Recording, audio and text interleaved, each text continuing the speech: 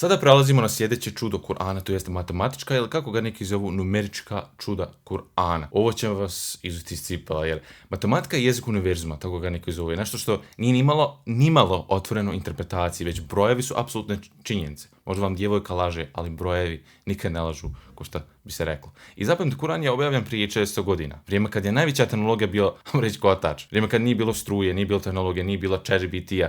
Vrijeme kad nije nikako bilo digitalni kalkulatora, to su brojalne kamenčiće. Tako da je jako nevjerovatno, jako bitno da napomenem, što čini ovo 1000 puta više nevjerovatno. Kur'an je oralna tradicija. Tokom njegove objave ljudi su ga, pamtili u glavi. Nije bilo kolektovan odmah u cijelu knjigu i nije nikako postojao taj koncept, a ovo je objavljena je sad 5. sura, 15. ajet i sad zapamtite, zapišite da je to 15. ajet. Znači toga nije bilo tad. Već bi se bukvalno nešto dešavalo tokom poslanikovog života, bilo u nekoj situaciji, nešto bi se dešavalo, neko bi pitao pitanje poslanika i on bi jednostavno odmah na mjestu dolazimo objava od Meleka Džibrila i on je jednostavno recitirao to i ljudi su to pamtili. Tako da je oralna tradicija glavni način očuvanja kuranskog teksta. Nakon što imamo danas, 400 godina poslije ide, imamo 100% očuvan Kur'an, sada nalazimo izvanredne matematičke strukture unutar Kur'ana, koje tek danas otkrivamo tako što imamo, nakon što su napredni računar poslali stvar, nakon što su digitalni kalkulator poslali stvar. I sad otkrivamo sve te skrivene strukture koje su preko 1000 godina bile skrivene unutar Kur'ana. Ima ih mnogo više matematičkih čuda unutar Kur'ana nego što ću ja danas pokazati, ali ću samo pokazati one koje ja mogu da potvrdim i koje ja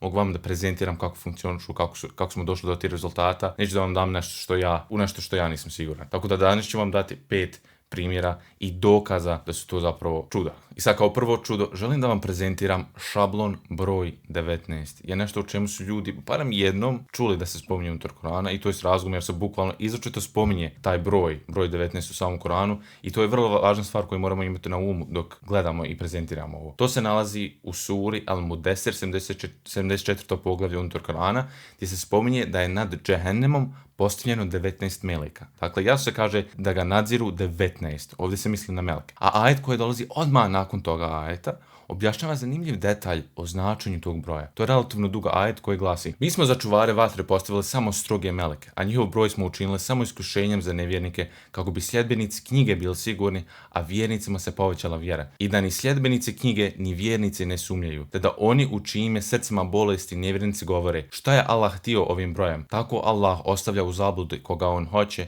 a upućuje koga on hoće. A vojske gospodara tvoga zna samo on. I ovo je samo opomena čovječanstvu. Znači, on izričito kaže: a mi smo učinili njihov broj, to jest odnosi se na broj 19 iz prošlog ajeta, učinili smo samo iskušenje za nevjernike, kao prvo, to je prvi razlog. Drugi razlog, da bi sljedbenici knjige, misli se na Jevreje i Kršćane, da bi sljedbenici knjige bili sigurni, tako da kada razmišljaju, na primjer, da li je islam istina, tako da znaju da je islam istina. A treći razlog i da se vjernicima poveća vjerovanje, to jest da muslimani koji već vjeruju još više učvrste svoju vjeru. I zato postoji mnogo zanimljivih struktura unutar Kur'ana vezanih tačno za broj 19. I kao što sam već rekao, ovo je jedinstven slučaj u kojem se broj izračito navodi kao sredstvo za jačanje vjere. Tako da barem iz matematičke perspektive, sad ne kažem to je jedini razlog zašto je to spomenuto, Allah opet najbolje zna, ali zasigurno mislim da je jedan djelomičan razlog, jedna od tih mudrosti zašto se spominje broj 19 unutar Kur'ana, jeste ova matematička struktura Kur'ana koju smo pronašli. To dakle, vjerovatnoće da je neki nasumičan broj, ovo zapamtite,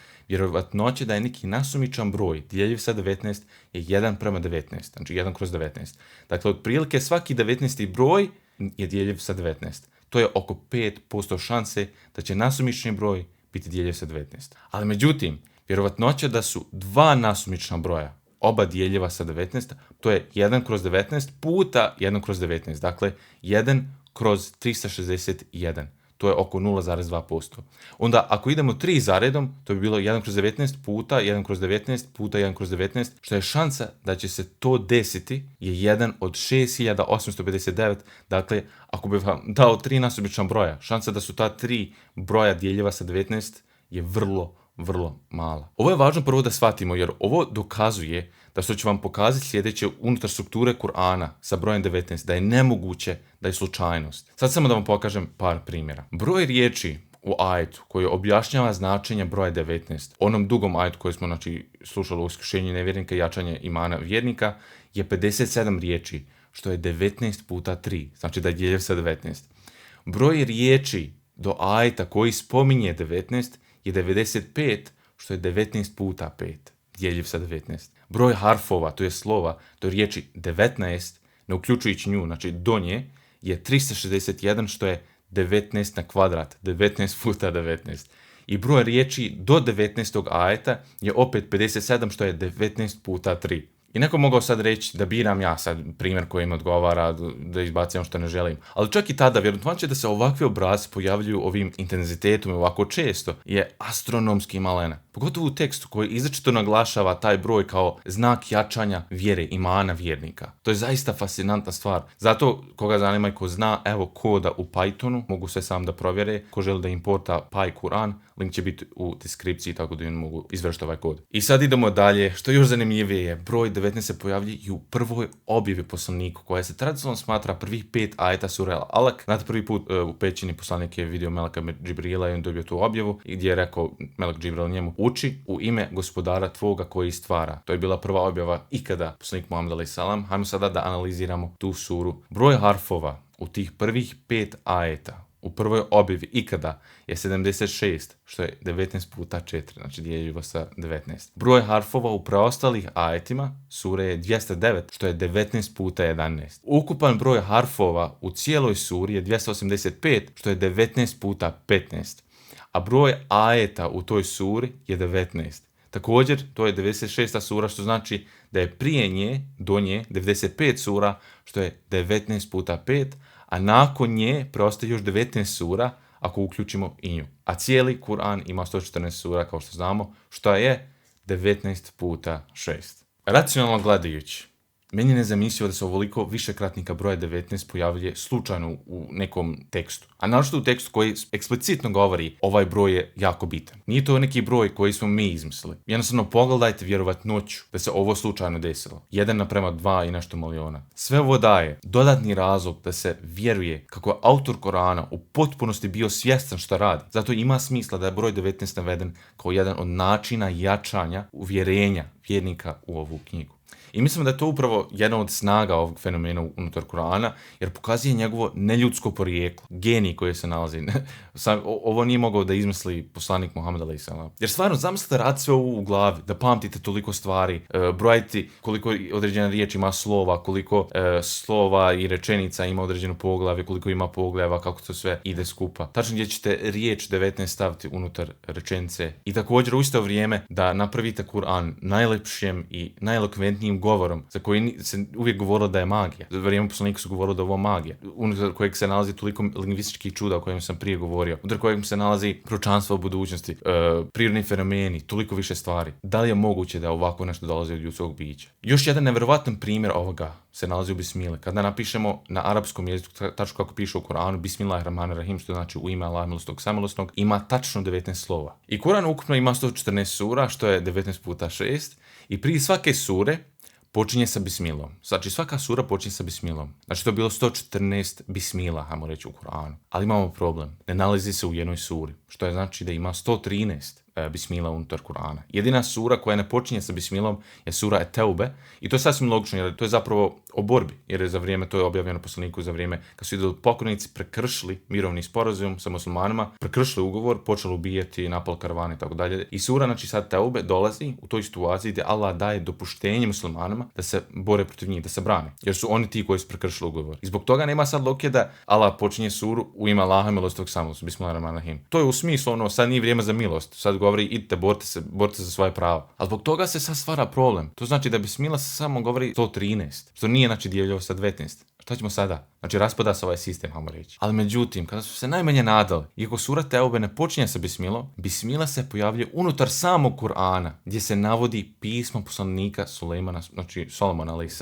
i to je bismila citirano u potpunosti. I kada se sve to sabere, dobijemo 114 puta se spominje bismila unutar Kur'ana, 113 puta na početku sura i jedan put unutar samog teksta, a broj 114 kada podijelimo sa 19, to jeste 19 puta 6. I to se prelijepo poklapa sa činjenicom da sama bismila ima tačno 19 slova. Znači perfektan broj da bi bismila bila ugravirana sa pečatom broja 19 u Kur'anu. Da li je sad poslanik bio konstantno zauzet sa kalkulatorom prije 4 godina dok je pisao ovu knjigu? U vrijeme kad kalkulator nisi nikako postojao. Malo razmislite. Idemo sad dalje. Stvar koju želim spomenuti jeste nešto što su neki nazvali matriks sura i ajeta. Ovo je vjerovatno jedna od kompleksnih stvari koje želim danas da vam pokažem. Nije kompleksna u smislu sad konačnog rezultata, ali vizualno proces dolaska do tih rezultata i da vidite sve to možda je malo komplikovano za neke koji ne vole baš matematiku, ali inšallah ću vam sve uspješno objasniti da razumijete. Prvo, da vam objasnim kontekst. U suri Al-Fajr, 3. ajet, Allah se kune, kaže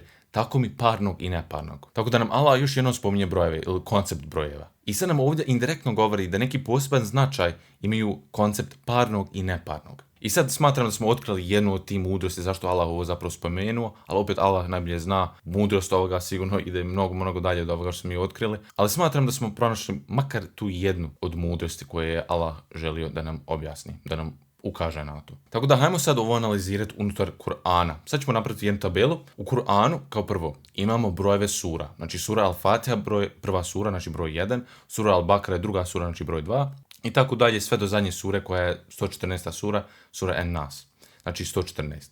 I sad drugi dio tabele, onda svaka sura ima određen broj ajeta. Al-Fatiha ima 7 ajeta, znači prva sura ima 7 ajeta, Al-Bakara ima, znači druga sura ima 286 ajeta i tako dalje i na kraju zadnja sura, 114. sura ima 6 ajeta. Ako saberemo broj sure i broj njenih ajeta, dobijemo ono što se naziva zbirom sura i ajeta. Za Al-Fatihu to je 1, to je broj sure, plus 7 ajeta, jednako je 8. Za Al-Bakaru je 2 plus 286, to je jednako 288. I tako idemo do kraja, radimo sve to redom isto. I to bi sad bila cijela priprema, sve ostalo što ćemo dobiti proizlazi od ovih podataka koje imamo na ekranu. I sad idemo dalje, idemo da provjerimo da li je svaki od tih zbirova paran ili neparan. Naprimjer, zbir za prvu suru je 8, to je znači paran broj. Ok, stavljamo paran. Drugi zbir, 288, također je paran. Treći, 203, to je, znamo, neparan. I tako dalje, uradimo sve za sve jedan. Dakle, imamo jednu kolonu u kojoj saberemo broj sure i broj ajeta, a onda gledamo koji su od tih rezultata parni, a koji neparni. I šta otkrivamo kad ovo uradimo? Jeste perfektni balans. 57 parnih i 57 neparnih rezultata. I pogodite što? 57 je dijelio sa 19. 19 puta 3. Znači i broj parnih sura i broj neparnih sura je dijelio sa 19. Subhanallah. I onda dalje. Ako saberemo brojeve sura u Kur'anu, znači 1 plus 2, znači plus treća sura, plus četvrta sura, 4, 5, 6, 7, 8, sve do 114, ovaj poznati aritmetički zbir iznosi 6555. Tu još nema ničeg posebnog. Ako uradimo isto za ukupan broj ajeta, znači 7 za suru Al-Fatihu, 286 za Al-Bakaru i tako dalje, dobijemo 6236. I kao što smo ranije spomenuli, Kur'an ima 6236 ajeta. Sada, vraćajući se na zbirove gdje smo sabrali broj sura i broj ajeta. Gledaj sad ovo pažljivo. Ako uzmemo svi 57 neparnih rezultata i samo neparne rezultate, ti 57 neparnih rezultata saberemo, ukupni zbir svih neparnih rezultata je 6555, što je tačno isti broj kao i zbir brojeva sura 6555. Znači, ne postoji apsolutno nikakav inherentni razlog da se ova dva zbira poklapaju. Možete ovo pokušati sa bilo kojom knjigom na svijetu, ovo se nikad nećete vidjeti da se ovo poklapa. Šanse da će se ovo poklopiti su toliko malene da znači zanemarivo. I onda čeka, ima još. Ako zatim uzmemo parne rezultate, znači saberemo svih 57 parnih rezultata sad, zbir iznosi 6236, što je tačno isti kao ukupan broj ajeta u Kur'anu. Ovo je dvostruka, nemoguća slučajnost ravnoteže. Opet ne postoji nikakav inherentni razlog da se ova dva nezavisna zbira poklope sa bilo čim, a kamoli sa značenjem važnim ukupnim vrijednostima u Kur'anu. Baš kao što Allah spominje da se kune sa parnim i neparnim.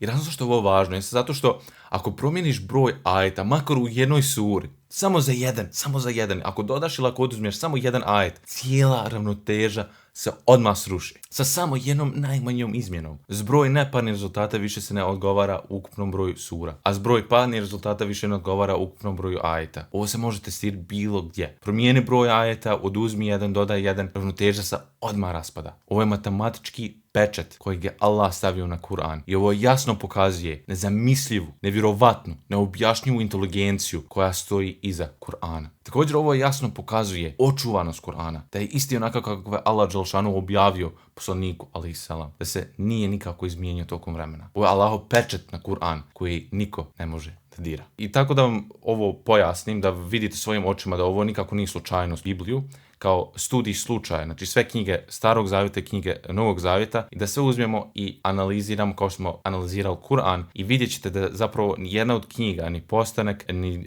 Ponovljeni zakon, ni bilo šta, ovo sam zapravo radio programiranjem, i vidite nijedna knjiga nema ovaj matriks sura i ajeta, to jest poglavlja i stihova. I čak sam napravio blaže kriterije, smatrao bi poklapanjem, čak ako bi se na primjer samo pojavila jedna podudarnost. Ne mora nikako biti dvostruka podudarnost kao u Kur'anu gdje smo vidjeli da se podudara. I ovo sad nije cilj omalovažavanje Biblije, to stvarno nije cilj. Ovo je samo studija slučaja da pokažem da ovo nije nikako slučajnost da se mogla desiti. A najbolji primjer tome bi bila Biblija, i onda smo uzeli, analizirali sve knjige Biblije, jer oni zapravo imaju brojeve poglavlja, brojeve stihova i tako dalje. Zato sa njim najlakše koristiti kao jedan primjer. I sad idemo dalje.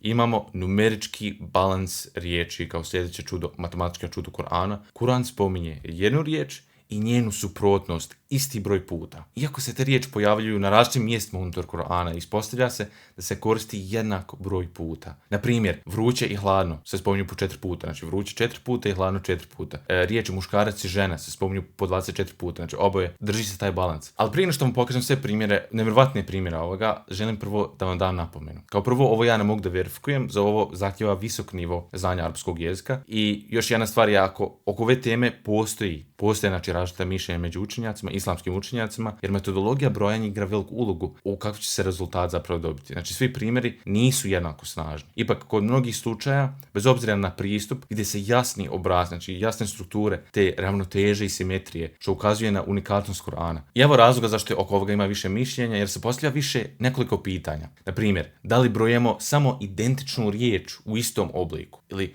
brojimo sve varijacije iste riječi, bila to jednina, bilo u množini, bilo različit padeži, da li uključimo glagolske oblike također, što ako druga riječ ima isto značenje, ali nije ista korijenska riječ, što ako kontekst promijeni značenje riječi, a iako je ta riječ, na primjer, riječ život može se pojaviti u različitim oblicima, na primjer, život kao imence, živjeti kao glagol, ili živi atribut. Tako da je to sad pitanje, da li to sve da uvedemo u brojanje ili ne. Zato neki istraživači broje samo osnovni oblik, drugi uključuju sve izvedenice istog korijena riječi. I također, bitno da napomenem, oko ovoga vam ChatGPT stvarno ne može pomoći. Ovo je mnogo kompleksan zadatak, bukvalno ChatGPT buba gluposti. Jednom kaže jednu stvar, jednom drugi pokušao sam. Znači, ali bez obzira, potvrđeno je da ova unikatna karakteristika Kur'ana, ovi balans riječi postoje, i to je više nego vrijedna stvar za spomenuti. I sada potvrdim ovo što govorim, tako da ne ispadam da je to nešto što ja izmišljam. Evo što knjiga koju je Oxford objavio, autor je Abdil Halim. Evo što neko kvalifikovan ima za reći o numeričkom balansu riječi u Kur'anu. Na 18. i 19. stranici govori o ovome, sad citiram.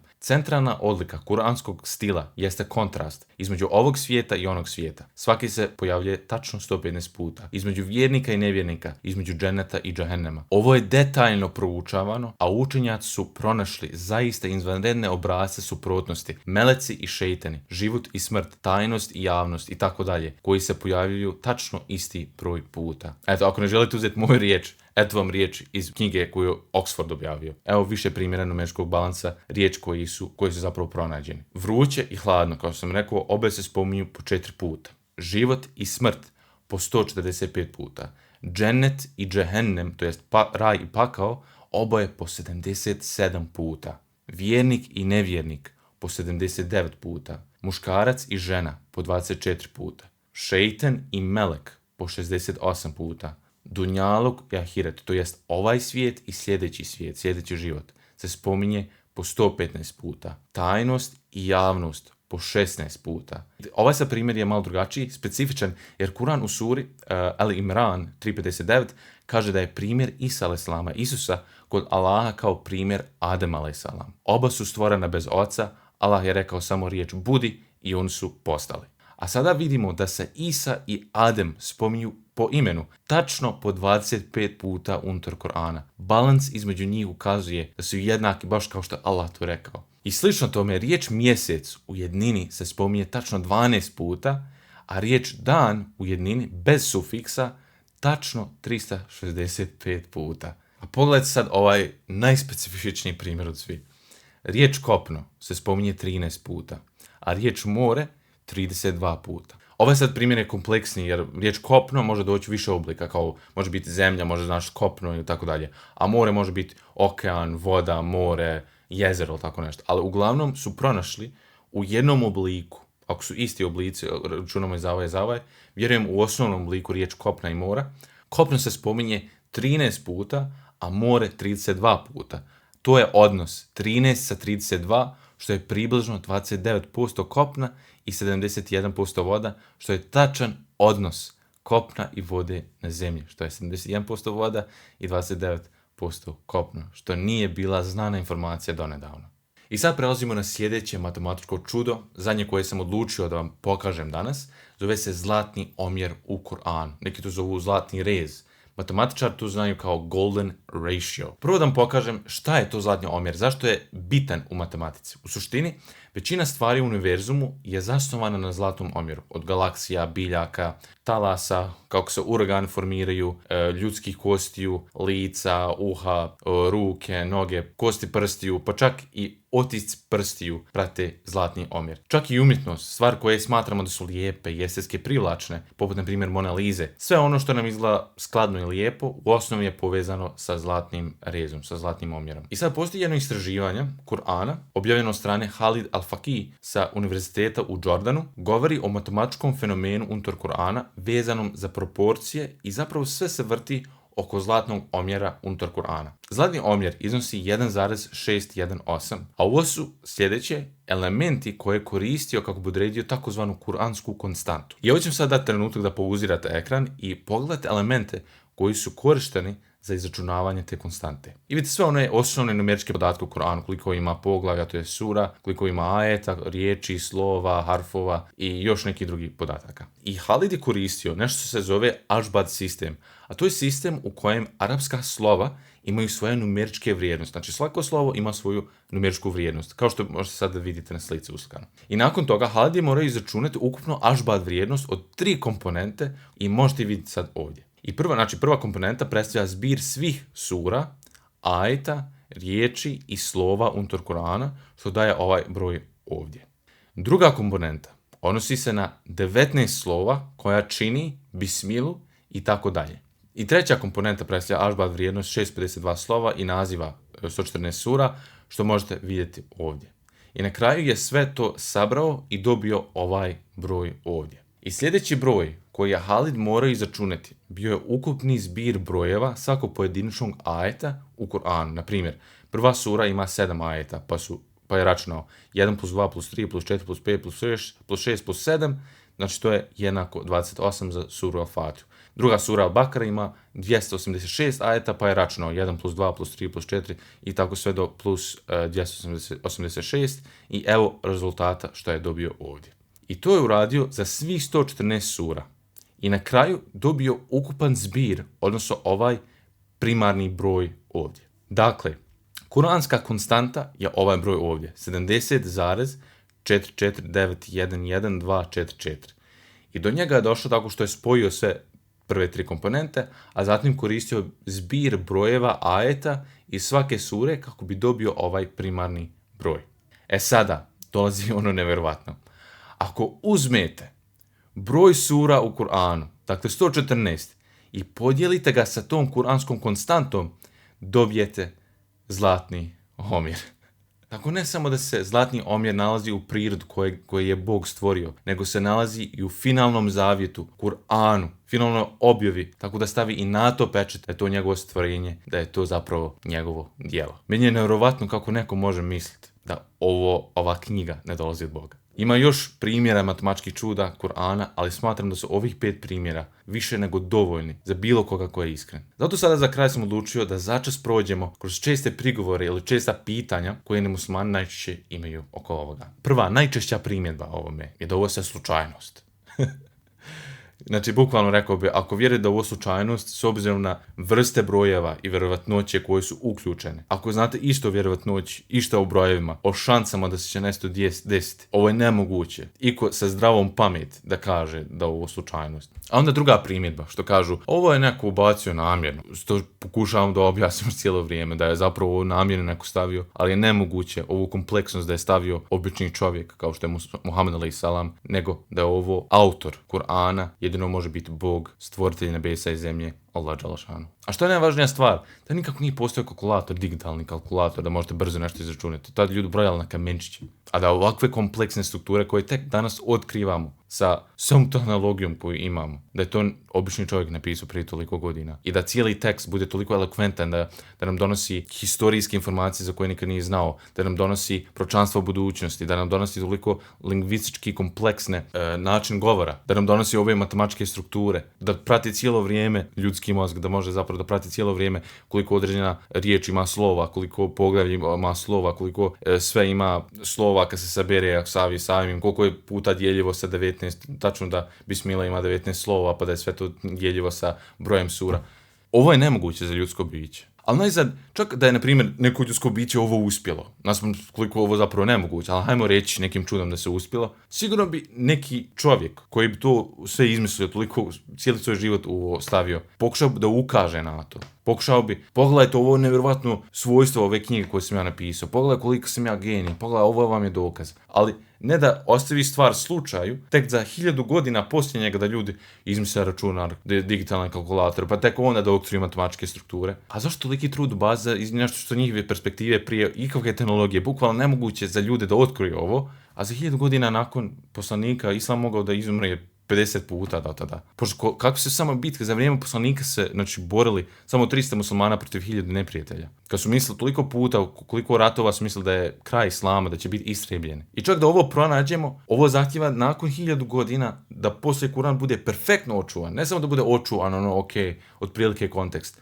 već bukvalno mora biti perfektno očuvan od riječi do riječi, od tačke do tačke, da bi mogli naći ove strukture unutar Kur'ana. Ovo je nemoguće. Ovo niko čovjek ne bi uradio. Ali onda zadnja primjedba koju zapravo imaju, on će reći, uvijek na kraju to mora završiti, a ovo je zapravo knjiga. Ovo nije od Muhameda, ovo nije od Boga, ali je ovo od đavla, brate, ovo od šeitana. Ovo sam odgovorio više puta, koliko je retardirana ova tvrdnja, zato što bukvalno Kur'an cijelo vrijeme govori, nemojte pratiti šeitana, šeitan je vaš najveći neprijatelj, on je taj koji nije htio da se posluša Boga, pa je onda bio proklet, da ga ne slušamo, da budemo dobri zapravo svojim roditeljima, da pomažemo siromasima, siročadi, da ne varamo, da ne lažemo, da dodjeljujemo svoj novac, da budemo dobri. Koji šeitan dolazi, koji đavo dolazi, traži da radiš ono sve što zapravo on ne želi da ti radiš. Koliko glupa ova tvrdnja? Šta da kažem? I tako da bi to za sad bila matematička i numerička čuda Kur'ana, sad prelazimo na sljedeću vrstu, sljedeći tip dokaza Islama, a to su fizička čuda i moć poslanika Muhammeda a.s., to jest koje su njegove bile muđize. Baš kao što je Mojsije, na primjer, to jest Musa a.s., kao što on razdvojio more. Šta je to što je Muhammed a.s. također fizički uradio, zbog čega su ljudi u njegovom vremenu vjerovali da je on zapravo istinski Božji poslanik.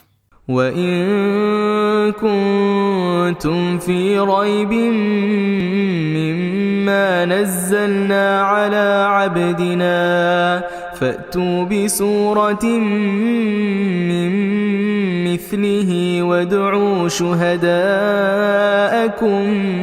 مِّن دُونِ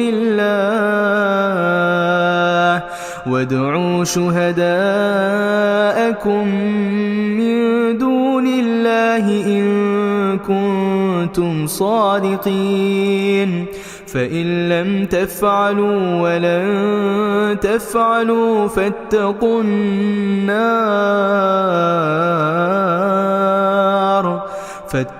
النار التي وقودها الناس والحجارة أعدت للكافرين.